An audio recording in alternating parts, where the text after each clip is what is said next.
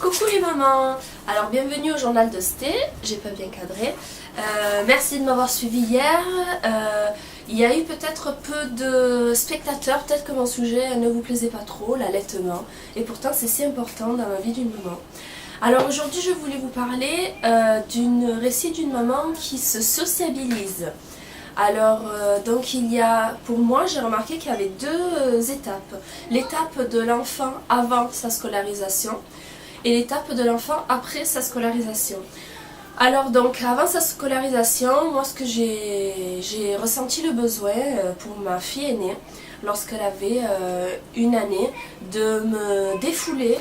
Et du coup, je me suis inscrite dans un club de gym associatif, donc à moindre prix. Désolée, derrière vous entendez mes enfants parce qu'aujourd'hui j'ai pas réussi à me lever plus tôt pour éviter les bruits de fond, mais bon voilà, c'est vivant, c'est chez moi, c'est comme ça.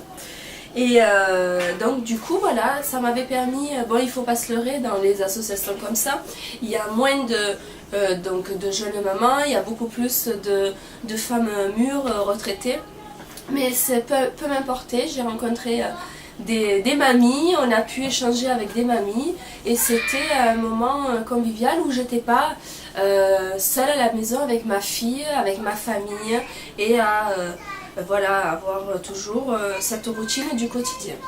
Alors après, il y a une étape super importante pour la vie de notre enfant, c'est la scolarisation.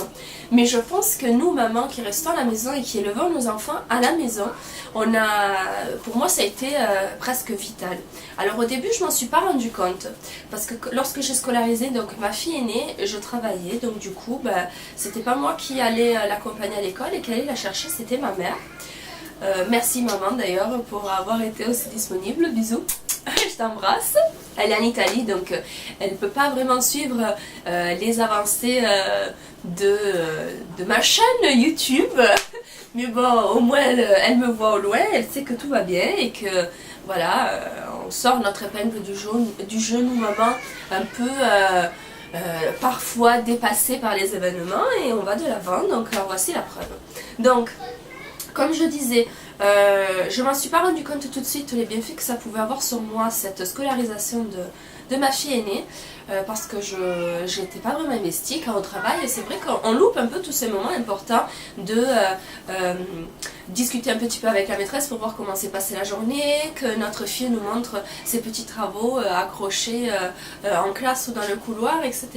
Et puis après, donc je suis tombée enceinte de mon fils et donc du coup là, lorsque je me suis arrêtée, là je me suis vraiment posée et j'ai eu tous les bénéfices donc de la scolarisation de ma fille. Déjà parce que lorsqu'on est à la maison, qu'on est enceinte, etc., on a besoin aussi un peu de repos lorsqu'on a déjà un voire deux enfants, donc c'est assez difficile de prendre ce recul, parce que la première grossesse se passe comme nous voulons, puisqu'on n'a pas de charge, d'enfants à charge, et la deuxième ou la troisième, encore pire, nous avons donc un enfant à nous occuper. Bon bref. Donc du coup j'accompagnais ma fille à l'école et alors là j'ai fait plein de connaissances. Plein de connaissances parce que ma fille est très sociable, comme sa maman, heureusement, voire un peu trop peut-être, sa maman.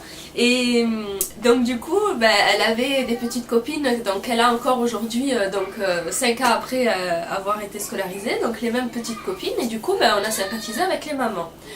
Alors ça vient pas tout de suite. Mais bon, on discute un peu, donc on dit 2-3 mots devant l'école, etc. Et au fur et à mesure, moi, pour certaines mamans, c'est devenu mes amies, mes confidentes. Et c'est la première fois que je me suis vraiment sentie comprise lorsqu'on parlait. Il n'y avait pas besoin d'aller plus loin, elles savent exactement ce dont on veut parler. Et c'est super d'avoir des oreilles attentives et des personnes où on se dit oui regarde je ne suis pas toute seule, il y a des autres mamans qui ont peut-être plus d'enfants. D'ailleurs j'ai en tête une copine qui a sa dernière grossesse c'était des jumelles, elle en avait déjà 2 donc elle est voilà, elle a eu 4 enfants d'un coup plus ou moins et donc je pense à toi et je me sens vraiment comprise et c'est cool parce que voilà, on s'échange plein de petites astuces et comme je vais le faire tout au long de mes vidéos et donc c'est sympa. Donc on parle comme ça devant l'école, on se sent comprise et puis après on dit bon ben venez boire un café à la maison. Pour moi, quelque part, c'est pas quotidien, mais bon, j'essaie de le faire une fois par semaine et pas forcément toujours avec les mêmes mamans. Elles viennent boire donc un café à la maison et là on discute. Bon, j'ai toujours ma petite cadette qui est là, mais bon, voilà, elle est dans son univers vu que ça se fait en général chez moi. Et du coup, voilà, on profite un peu de ce moment convivial entre adultes, donc on parle entre adultes, souvent des enfants certes, et pour moi ça a été une sorte de thérapie. Alors c'est vrai que lorsque le dialogue est très important dans le couple, en amitié, en famille, etc. Alors moi j'ai tendance à beaucoup dire les choses que je pense parce que j'ai souvent gardé, peut-être que si j'ai le courage j'en parlerai plus tard, mais je sais pas, m'afficher quelque part comme ça devant tout le monde de ma vie privée assez douloureuse d'avant, je sais pas si je pourrais le faire, mais je pense que c'est une thérapie justement aussi, donc je ferai mûrir l'idée et je pense que ça peut aider d'autres femmes comme moi.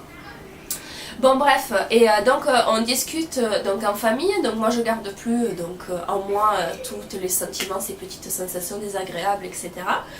Et c'est vrai que nos mères, nos sœurs, nos tantes, etc.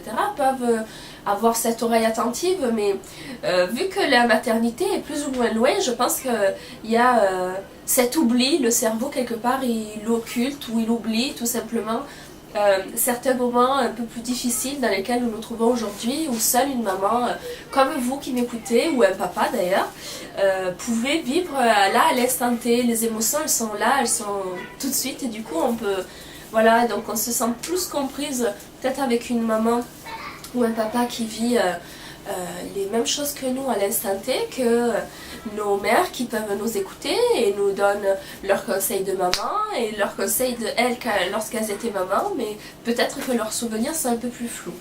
Alors donc moi je prône quand même le dialogue dans tous les cas de figure en couple. Est-ce que vous en couple vous dites à votre compagnon que parfois vous en avez marre et que vous êtes fatigué et vous voulez qu'il prenne vraiment le relais, ou qu'il a besoin juste de garder les enfants quelques heures pour que vous évadez, donc donnez-moi vos commentaires.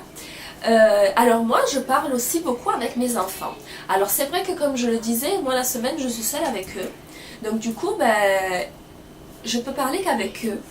Et croyez-moi, ils comprennent. Alors de manière tout à fait simple et naturelle, comme je peux le faire là avec vous, voilà, je leur dis, maman elle est fatiguée aujourd'hui, alors il faut m'aider à ranger, il faut que vous m'aidiez. Donc ma fille aînée, elle prend l'initiative, alors ça a été un coup de cœur magique.